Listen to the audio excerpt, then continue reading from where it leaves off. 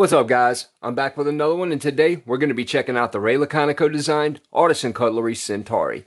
Now, I love a good front flipper, especially one designed by Mr. Laconico himself.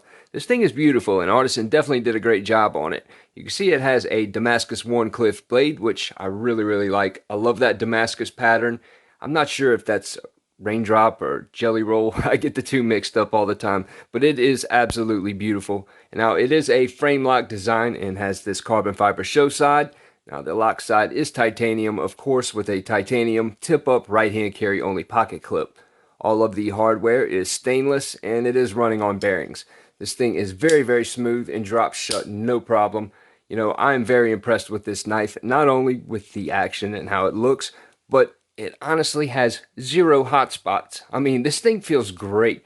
It's nice and thin, but it still is, I don't know, still feels like a big heavy knife, even though it's super light. And honestly, I thought it was going to be a little bit ergonomically challenged just by the look of it. But this thing feels great in the hands. I just can't get over it. But anyway, now the overall length on this guy is 8.125 inches. The blade is 3.50. The cutting edge, 3.375 with the width of 1.125. Now, the thickness of the blade is 0.13. Now, the handle length or closed length is 4.625. The width is 1 inch, and the thickness is 0.43. Let's get a weight on this bad boy real quick.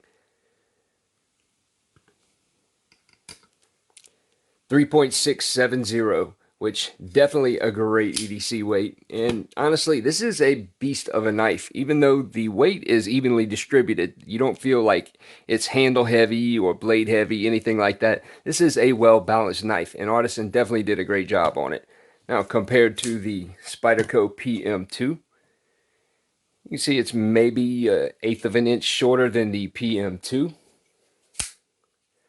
Compared to the D2 Concept Cryo, actually, it's right around the same size as the Cryo. I'll throw one more in there. The Hogue Deca that my buddy Charles Lemansky sent me, which awesome blade. He's about to go home soon. Anyway, you can see it's right about an inch longer than the Deca, which is, pretty much the same size as a Bug Out if you don't own one already, of course.